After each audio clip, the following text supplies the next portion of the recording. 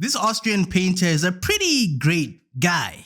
Said nobody ever. Okay, I lied, millions of Germans fell for his propaganda, but if you watching this said that he's your role model, people will think you have a problem. Speaking of problems, everyone in this show has one. Most of the people in this show have some form of crippling disorder. There's one whose entire personality is based on having grievances with his dad. There's more depth centered around that than his actual powers.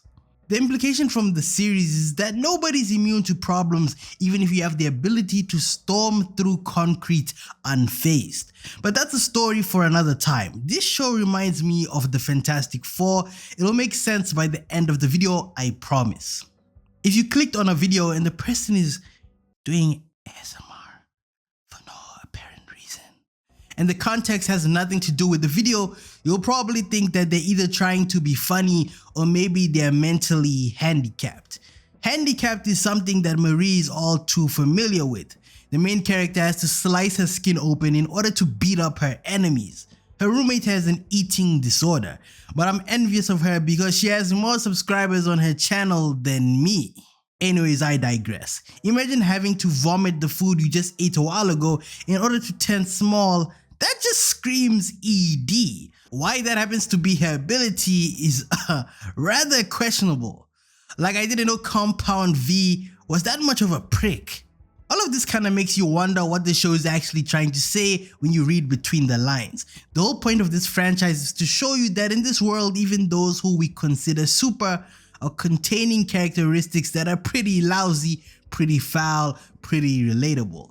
Additionally, there's an entire character in this show who has gender dysphoria. It's so bad that his own parents, well, their parents don't really fuck with them. Like, Jordan's busy getting pounded in their college dorm, but playtime gets cut short when his dad pulls up to the room. Jordan's greatest superpower is the fact that they can choose whether or not they want to ejaculate buckets of semen or squirt for their own personal pleasure. Either that or maybe it's blue balling their partner at the time. Like, this entire character is that meme I used to see on Twitter where straight dudes will be like, yeah, if I could be a girl for a day, I'd let the homies hit. Funny enough, Jordan didn't stick to bro code, and instead, even as a female, he's being stingy with the cat. He literally blue balled someone as a girl. I don't know what's crazier, that previous sentence or the fact that Jordan makes every trans person jealous because he doesn't need to pay for HRT. I don't know, but if you were to ask me, I would say that seems like a power just put in there to pander to modern day society. Gen V is about sick people who do sick things. Let me explain. The Big Dipper. This is the first time we've ever seen powers in this case really stem from such a source of turmoil. If you think of any other hero, their powers are sick as fuck. Clark Kent can shoot rays from his eyeballs. Thor can wield a heavy hammer and summon lightning at his will. Bruce Banner rages and quadruples in size before dominating everyone. Tony Stark is rich as fuck and has a suit made of iron. Bro is basically every tech bro's wildest dream come true. These are things you wouldn't mind having for yourself. Gen V does it differently. I think that's one of the things about this show that clicks unlike any other hero/villain series I've seen in a while. As bizarre as it may seem, it's grounded in reality. Take the university's #1 student at the time, Golden Boy is the poster child for the school. He basically stands for perfection, but deep down inside he's troubled.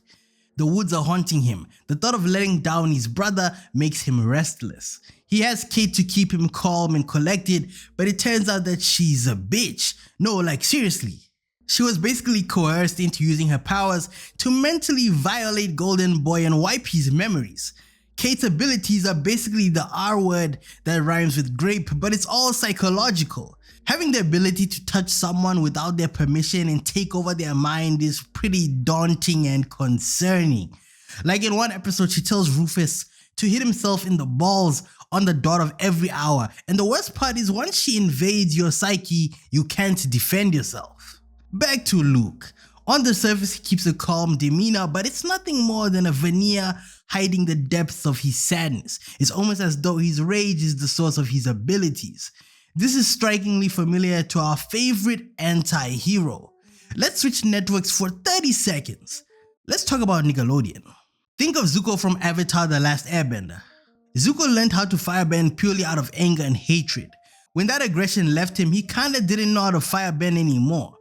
Basically, he became like the CEO of YouTube, bland and useless. Golden Boy and Maria are basically the same. He has a sibling who he thinks hated him at one point because Golden Boy was led to believe that his younger brother is 6 feet underground. Maria has come to believe that her sister wishes she actually cut herself and went to sleep forever. It's a slippery slope, but they're two sides of the same coin. It's rather fitting that she has to shed blood in order to save other people. Ironic considering that this same power is what sent her parents to the afterlife. On top of this, it's even funny how she can't even save herself. Yes, the classic case of the protagonist being able to help everyone else, but deep down inside, they're suffering in silence. What I inferred from all the heroes is that they all share one thing in common. Their powers are both a blessing and a curse. You can't have everything. Like Emma is popular on the internet, but guys want her to shrink and ride their crotch. That's a very specific fetish, but at least it's better than having a fetish where you like watching people defecate. Or maybe it's not, it depends what you're into. Gen V is basically a combination of HBO's Euphoria and Netflix's 13 Reasons Why and Stranger Things on steroids. Like, this show is definitely the rogue child of the boys, that one kid that doesn't want to behave. This show is Amazon Prime's Bart Simpson. And just like Bart Simpson, Gen V is nuanced. Take Sam. Sam. Sam's biggest problem is that he's never seen adult content his whole life. You would think that's a good thing, but in this instance it turns out to be bad. This dude is easily gullible. He talks to Emma for a bit and all of a sudden he's a hopeless romantic. I get it, dude hasn't seen a woman in ages, so it makes sense. He was in the woods being treated like a prisoner at Rikers Island. So he has this thing of wanting to be liked by every clique he interacts with. Like when he gets freed, he wants to be with the cool kids on campus. But before this, he didn't mind being Emma's boy toy. Sam is kind of a weird character, and not haha, this is kind of compelling. It's clearly giving signs of accelerated cognitive decline. That's just a fancy way of me saying his thoughts are turning into mush rapidly. Which makes sense because the dude's thoughts are all over the place. Can't blame the guy, they were touching him and experimenting on him for their own amusement like the Germans did the Jews in World War II. He's been isolated for so long in the woods that he can barely function in society. If Emma and the rest of them tell him to do ABC, he'll do it. But the minute the opposition come round, he's on the verge of doing XYZ. Sam's superpower is that he's bipolar and he's prone to switch sides. Bro's like a black mamba. He's able to turn on you faster than you think. The third episode was wild. The conversation between Jordan and their dad was the most outlandish thing I've heard in a long time. If you've never seen this show, you'll think that this man is super transphobic, but I get it, he's just a dad and he's doing what dads do. Emma is having an existential crisis. I've lost count as to how many times she's had them. Marie is facing more trials and tribulations and Andre is being Andre.